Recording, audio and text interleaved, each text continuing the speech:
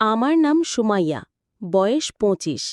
দেখতে যেমন, তেমনি অনেকেই বলে মাশাল্লাহ সুন্দরী। আমাদের বিয়ে হয়েছিল মাত্র ২৫ দিন আগে, অথচ আসিফ, আমার স্বামী, বিদেশে চলে যেতে বাধ্য হল। বিদেশে পাড়ি দেওয়ার পর আমার ভেতরটা ধীরে ধীরে ফাঁকা হয়ে যাচ্ছিল। হঠাৎ একদিন বিকেলে বাজারে গিয়েছিলাম কিছু কেনাকাটা করতে। ফেরার সময় আকাশ মেঘে ঢেকে গেল, আর অচিরেই নেমে এলো প্রবল বর্ষণ। দোকানের বারান্দায় দাঁড়িয়ে থাকলাম অনেকক্ষণ, কিন্তু বৃষ্টি থামল না। অবশেষে সিদ্ধান্ত নিলাম ভিজেই বাড়ি ফিরব। একটা অটোরিকশা ডাকলাম। ছেলেটি বয়সে তরুণ, হয়তো ২০-২১ হবে। গাড়ি চালাতে চালাতে পথ দেখছিল। আমি চোখ মেলালেই লজ্জায় মাথা নামিয়ে নিত। আমরা পৌঁছতে পৌঁছতে রাত প্রায় ৯:৩০। দুজনেই একেবারে ভিজে গিয়েছিলাম। রিকশা থেকে নামার পর ভাড়া দিতে গেলাম। সে বলল ১৫০ টাকা লাগবে। আমি অবাক হয়ে বললাম, ৭০ টাকার ভাড়া ১৫০ টাকা কেন? সে শান্ত কণ্ঠে বলল, আপা, আমি বেশি কিছু বুঝি না, কিন্তু এই ভিজে রাতে এতটা পথ আনতে কষ্ট হয়েছে। আমি তখনও বিরক্ত, তবে মনে হলো ছেলেটির চোখে যেন অন্যরকম কিছু কথা জমে আছে। আমি বললাম, থাক, ভাড়া পরে দেব। আপাতত তুমি ভিজেছ, এমন ভিজলে অসুখ হবে। ভেতরে এসো, শুকিয়ে নিও। প্রথমে সে না করলেও আমার অনুরোধে রাজি হল। ভেতরে নিয়ে এসে স্বামীর আলমারি থেকে একটা লুঙ্গি আর তোয়ালে দিলাম। নিজেও ভিজে যাওয়া কাপড় পাল্টাতে গেলাম। সতেজ হয়ে ফিরে এসে দেখি ছেলেটু বসে আছে। তার দৃষ্টিতে এক অদ্ভুত অস্থিরতা। বাইরে এখনও মুষলধারে বৃষ্টি, আর ভেতরে এক অচেনা টানা পড়েন। সতেজ হয়ে যখন ঘরে ফিরে এলাম, দেখি রিকশাওয়ালার ভেজা শরীরটা শুকনো লুঙ্গিতে মোড়া। ওর বয়স হয়তো আমার থেকে ৩-৪ বছরের ছোটই হবে। তার উপস্থিতিতে এক মুহূর্তের জন্য বুকের ভেতর অদ্ভুত একটা শিরশিরে অনুভূতি জেগে উঠল। আমি হেসে বললাম, মামা, ১ কাপ চা খাবে? সে একটু হচকচিয়ে মাথা নেড়ে বলল, না আপা, লাগবে না। তার চোখে চোখ রাখতেই বুঝলাম ওর দৃষ্টিতে এক ধরনের দ্বিধা আছে, আবার অদ্ভুত কানও আছে। বাইরে তখনও বৃষ্টির শব্দ অবিরাম বাজছিল। মনে হচ্ছিল এই নীরব ঘরে সেই শব্দটুকুই আমাদের কথার জায়গা পূর্ণ করছে। আমি টেবিলে বসতেই সে একটু অস্বস্তি নিয়ে বলল, আপা, আমি আসলে ভাড়া নিয়ে কষ্ট দিতে চাইনি, শুধু ভেবেছিলাম এত রাতে বৃষ্টিতে আসা যাওয়া খুব কঠিন। তার কণ্ঠের সরলতা আমাকে থমকে দিল। এক অপরিচিত ছেলের প্রতি এভাবে কেন যেন ভেতরটা নরম হয়ে গেল। আমি আস্তে বললাম, ঠিক আছে, ভাড়া নিয়ে এখন আর ভাবো না। সে চুপ করে আমার দিকে তাকিয়ে থাকল। দৃষ্টি এড়িয়ে যেতেই দেখি বুকের ভেতরে অদ্ভুত কম্পন তৈরি হচ্ছে। স্বামী বিদেশে যাওয়ার পর থেকে দীর্ঘদিন ধরে আমি যেন শূন্যতায় ডুবে আছি। আজ হঠাৎ এই অচেনা ছেলেটির উপস্থিতি সেই শূন্যতা কেমন যেন ভরিয়ে দিচ্ছে। কিছুক্ষণের নীরবতার পর ওর হাত হঠাৎ আমার হাত ছুঁয়ে গেল। আমি আটকে উঠলাম। মনে হচ্ছিল আমি নিজেও এই মুহূর্তের জন্য অজান্তে অপেক্ষা করছিলাম।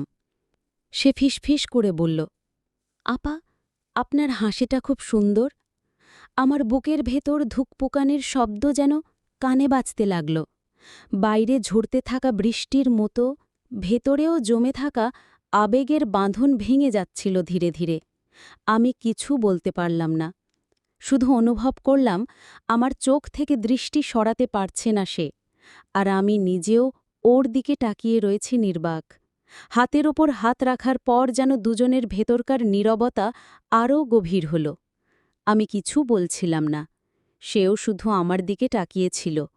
বাইরে তখনও মুষলধারে বৃষ্টি, মনে হচ্ছিল সেই বৃষ্টির শব্দ আমাদের বুকের ভেতরের কথাগুলো ঢেকে রাখছে। হঠাৎ সে আস্তে করে বলল, আপা, আপনি খুব একা থাকেন, তাই না? কথাটা শুনে বুকের ভেতরে হাহাকার যেন আরও তীব্র হয়ে উঠল। আমি ঠোঁট কামড়ে নীরব রইলাম। আমার চোখে হয়তো এক ফোঁটা জল জমেছিল, কারণ সে ধীরে ধীরে আমার হাত চেপে ধরে ফিসফিস করল, চাইলে আমি আপনাকে একটুখানি সময় দিতে পারি। আমি জানি এই মুহূর্তে আমার উচিত ছিল সরে আসা, কিন্তু কেন যেন মনে হচ্ছিল এতদিনের জমে থাকা শূন্যতা আর অভাবের কাছে আমি অসহায়। আমার নীরবতাই হয়তো তাকে কিছুটা অস্বস্ত করল। সে ধীরে ধীরে আরও কাছে এগিয়ে এলো। আমাদের মাঝে দূরত্ব এতটাই কমে গেল যে তার উপস্থিতি আমি স্পষ্ট টের পেলাম। হঠাৎ বিদ্যুতের আলো ঝলসে উঠল বাইরে, আর সেই ক্ষণিক আলোতে আমি তার চোখের গভীর বন্ধুত্বপূর্ণ দৃষ্টি স্পষ্ট দেখতে পেলাম। আমার বুকের ভেতর এক ধরনের অনুভূতি খেলল। আমি চোখ নামিয়ে ফিসফিস করে বললাম, তুমি যদি থাকো তবে এই বৃষ্টির রাতটা হয়তো ভুলতে পারব না। কথাটা শোনার পর সে আর দেরি করল না। খুব আস্তে, যেন ভেঙে না যায় কোনো সীমা, আমার গালের ওপর তার আঙুল বলিয়ে দিল। সেই স্পর্শে শরীর সাড়া দিল আমার। তারপর ধীরে ধীরে আমার কাঁধে, তারপর হাতের ওপর, তারপর খুব সতর্কভাবে আমার চুলের ফাঁকে হাত রাখল।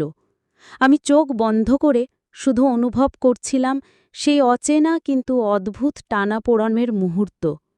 বাইরে তখনও বৃষ্টির ঝর্ণা, আর ভেতরে যেন জমে থাকা আকাঙ্ক্ষার বাঁধন ভাঙতে শুরু করেছে। আমার চোখ তখনও বন্ধ। বাইরে ঝরছে বৃষ্টি, ভেতরে নিস্তব্ধতা আর অচেনা কম্পনে ভরা বাতাস।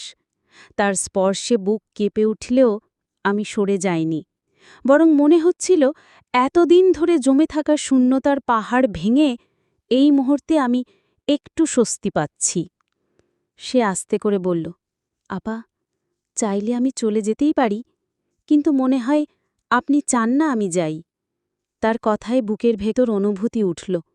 আমি চোখ খুললাম না, শুধু নিঃশ্বাসের ভেতর বললাম, আজ যেও না। এই একটুখানি বাক্য যেন আমাদের মাঝের সব দূরত্ব ভেঙে দিল। সে আরও কাছে এলো, আর তার কপালটা আমার কপালে ঠেকাল। আমার বুকের ভেতর ধুকপুকানি এতটাই বেড়ে গেল যে মনে হচ্ছিল বাইরে বৃষ্টির শব্দেও ঢেকে যাচ্ছে। আমরা দুজনেই কিছুক্ষণ কোনো কথা বললাম না, শুধু নিঃশ্বাসের আদান প্রদান চলল। তারপর ধীরে ধীরে সে আমার হাত ধরে বুকের কাছে টেনে নিল। আমি নিজেকে আটকাতে পারছিলাম না, যেন অবচেতনভাবে আমার শরীরও তার উপস্থিতি মেনে নিচ্ছিল। মুহূর্তটা ছিল একেবারেই ভিন্ন। না ছিল কোনো শব্দ, না ছিল কোনো তাড়া। শুধু ছিল গভীর নীরবতা, আবেগ আর একাত্মতার মিশ্রণ। আমি আস্তে করে চোখ খুলে তাকালাম তার দিকে। ওর চোখে ভরপুর মায়া, আবার এক অচেনা সাহস।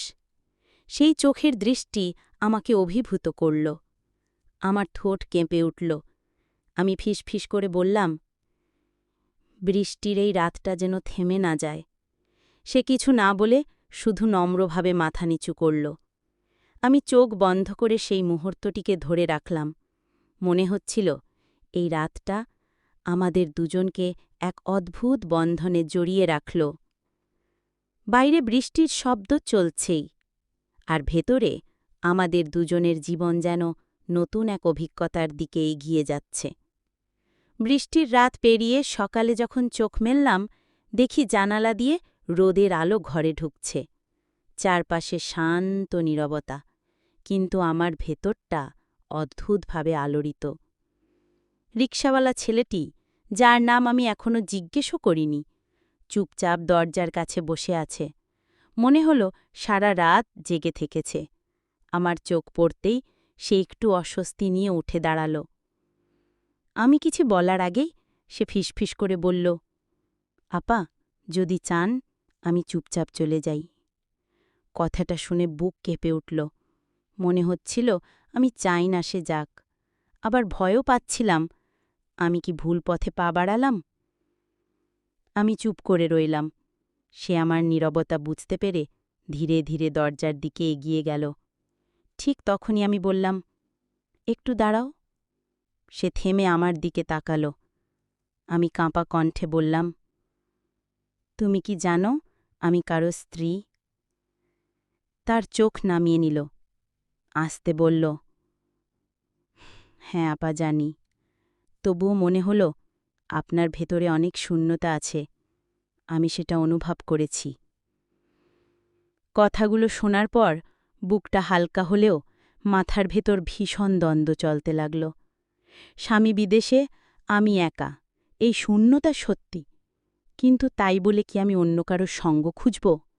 নাকি এটাও জীবনের স্বাভাবিক চাহিদা, যা অস্বীকার করা যায় না? আমার ভেতরের দুটি কণ্ঠ যেন লড়াই করছিল। একদিকে বিবেক বলছিল, এটা ভুল, এটা ঠিক নয়। অন্যদিকে আবেগ বলছিল, তুমি তো মানুষ, তোমারও অনুভূতি আছে, সান্নিধ্যের প্রয়োজন আছে। আমি বুঝতে পারছিলাম না কোনটা মানা উচিত। শুধু জানতাম গত রাতের বৃষ্টি ভেজা মুহূর্ত আমাকে বদলে দিয়েছে। রিকশাওয়ালা ছেলেটি তখনও দাঁড়িয়েছিল। তার চোখে কোনো লোভ নেই, বরং ছিল এক ধরনের আন্তরিকতা। সে আসতে বলল, আপা, আমি চলে যাচ্ছি, তবে মনে রেখো, আমি কাউকে কিছু বলবো না। এটা শুধু আমাদের দুজনের গোপন থাকবে। আমি নির্বাক হয়ে শুধু তাকিয়ে রইলাম। দরজা দিয়ে বেরিয়ে যাওয়ার সময় মনে হচ্ছিল বুক থেকে যেন কিছু ছেড়ে নিয়ে যাচ্ছে। বাইরে সূর্য উঠলেও ভেতরে আমার মন যেন আরও ঘন মেঘে ঢেকে গেল। সকালটা অন্য দিনের মতো ছিল না। জানালা দিয়ে সূর্যের আলো ঢুকলেও আমার ভেতরে ছিল কেবল অন্ধকার। বিছানার পাশে বসে অনেকক্ষণ ধরে ভাবছিলাম, আমি কি গত রাতটাকে ভুলে যেতে পারব, নাকি সেই রাত আমার জীবনের এক অমোচনীয় অধ্যায় হয়ে থাকবে। বাজারে যাওয়া, রান্না করা, ঘর গোছানো, সব কাজ করছিলাম যান্ত্রিকভাবে, কিন্তু প্রতিটি মুহূর্তে মনে হচ্ছিল তার চোখের সেই দৃষ্টি, সেই কথাগুলো এখনও আমাকে ঘিরে আছে। ফোনে মাঝে মাঝে আসিফের কল আসে। ও সবসময় ব্যস্ত, কথাবার্তা ছোট আর নির্দিষ্ট। কেমন আছো? টাকা পাঠিয়েছি, খেয়াল রেখো। আমি উত্তর দিই, কিন্তু ভেতরে কোথাও যেন শূন্যতা আরও বেড়ে যায়। মনে হয় ওর কণ্ঠে ভালোবাসার উষ্ণতা নেই, শুধু দায়িত্ববোধ। একদিন বিকেলে বারান্দায় বসে বৃষ্টির শব্দ শুনছিলাম। হঠাৎ নিচে রাস্তায় চোখ পড়তেই দেখি সেই রিকশাওয়ালা ছেলেটি দাঁড়িয়ে আছে। বৃষ্টির ফোঁটা তার গায়ে পড়ছে, কিন্তু সে টেল পাচ্ছে না, যেন শুধু আমার বারান্দার দিকেই তাকিয়ে আছে। আমার বুক ধক করে উঠল। মনে হচ্ছিল ওর চোখ দিয়ে সে নীরবে কিছু বলতে চাইছে। আমি জানালার পর্দা সরালাম না, কিন্তু মন যেন কেঁদে উঠল। ভেতরের দ্বন্দ্ব আবার মাথা তুলল। তুমি ভুলে যাও, সব ভুলে যাও। কিন্তু হৃদয় বলল, তুমি একা নও, সে তোমাকে বুঝতে পেরেছে। রাত হলে আমি বিছানায় শুয়েছিলাম। বাইরে আবার বৃষ্টি শুরু হলো। প্রতিটি ফোঁটার শব্দে মনে হচ্ছিল সেই রাতের স্মৃতি ফিরে আসছে। আমার চোখ ভিজে গেল অশ্রুতে। আমি বুঝলাম, যতই এড়িয়ে চলি, তার উপস্থিতি আমার ভেতরে গেঁথে গেছে। সেই রাতেও ঘুম এলো না। বারবার মনে হচ্ছিল জানালার নিচে দাঁড়িয়ে থাকা তার দৃষ্টি এখনও আমাকে জড়িয়ে রেখেছে। যতই ভুলতে চাই, মনে হয় তার সান্নিধ্য এখন আমার গায়ের ভেতরে লেপ্টে আছে। হঠাৎ বাইরে বজ্রপাত হলো। পর্দা সরিয়ে তাকাতেই দেখি সে আবারও দাঁড়িয়ে আছে। ভিজছে, তবুও নড়ছে না। বুকের ভেতর অদ্ভুত এক টান অনুভব করলাম। আমি জানালা খুলে আসতে বললাম, তুমি আবার এলে? সে নিচু স্বরে উত্তর দিল, চাইলে চলে যাব, কিন্তু মন মানছিল না। আমার হাত কেঁপে উঠল। কিছু না ভেবেই দরজা খুলে দিলাম। সে ভিজে শরীর নিয়ে ভেতরে ঢুকল। ঘরে ঢুকতেই যেন এক অদৃশ্য আবেগ আমাদের চারপাশ ঘিরে ধরল। আমি তোয়ালে এগিয়ে দিলাম, কিন্তু সে হাতে নিল না, বরং চোখে চোখ রেখে শুধু ফিসফিস করে বলল, আপা, আপনার থেকে দূরে থাকতে পারি না। আমার বুকের ভেতর অনুভূতি খেলে গেল। মনে হচ্ছিল এতদিন ধরে যে শূন্যতায় ডুবেছিলাম, সে যেন এক মুহূর্তে সেই ফাঁকা জায়গা ভরে দিচ্ছে। আমি ভেতরে ভেতরে কাঁপছিলাম, তবুও তার চোখের টানে বাধা দিলাম না। হঠাৎ তার আঙুল আমার গাল ছুঁয়ে গেল। সেই স্পর্শে শরীর শিহুরে উঠল। আমি ফিসফিস করে বললাম, এভাবে আর পারছি না। সে ধীরে ধীরে কাছে এলো। তার কপাল আমার কপালে ঠেকল। আমাদের নিঃশ্বাস মিশে গেল একসাথে। বাইরে বৃষ্টির শব্দ যেন তালের মতো বাজছিল, আর ভেতরে আমাদের নীরবতা ভরে উঠছিল গভীর বোঝাপড়ায়। আমার হাত ধীরে ধীরে তার হাতে জড়িয়ে গেল। চোখ বন্ধ করে অনুভব করলাম, এই মুহূর্তে আমরা দুজন এক অদৃশ্য বন্ধনে বাধা পড়েছি। এবার আর কোনো দ্বিধা রইল না। মনে হচ্ছিল ভেতরের সব দূরত্ব ভেঙে এক নতুন বোঝাপড়ার দিকে এগিয়ে যাচ্ছি আমরা দুজন। সেই রাতের পর সকালটা ভিন্ন ছিল। জানালার ফাঁক দিয়ে ঢুকছিল রোদ, কিন্তু আমার মনে হচ্ছিল আমি যেন অচেনা এক আলোর ভেতরে দাঁড়িয়ে আছি। বিছানার পাশে বসে আমি অনেকক্ষণ তাকিয়ে রইলাম শূন্যে। সেও তখনও ঘরে ছিল, চুপচাপ, আমার দিকে তাকিয়ে। চোখে কোনো লোভ বা দাবি ছিল না, শুধু এক অদ্ভুত মমতা। কিন্তু আমার ভেতরটা কেমন অস্থির হয়ে উঠল।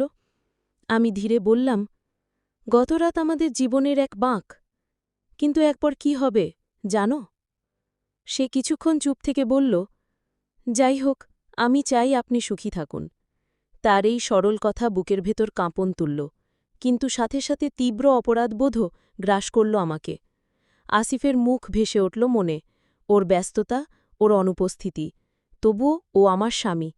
আমি কি তবে ভুল করছি? আমি চোখে জল নিয়ে বললাম, তুমি আমার একাকিত্ব বুঝেছ, বন্ধুত্ব দিয়েছ, কিন্তু এ পথটা ঠিক নয়। সে নীরবে মাথা নিচু করল।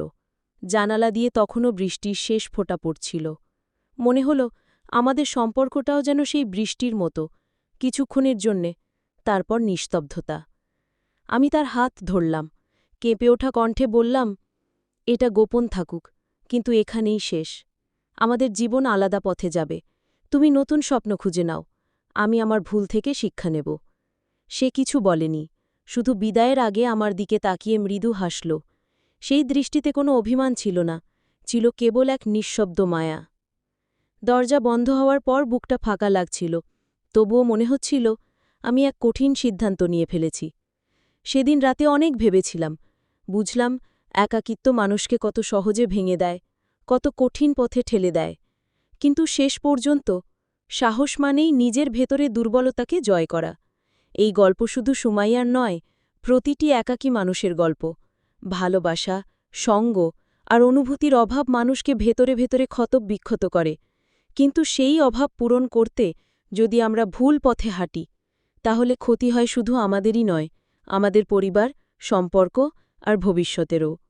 তাই জীবনের কঠিন সময় সঠিক সিদ্ধান্ত নেওয়াই সবচেয়ে বড় শক্তি। একাকিত্ব হয়তো কষ্ট দেয়, কিন্তু ভুল পথ কখনো শান্তি দেয় না।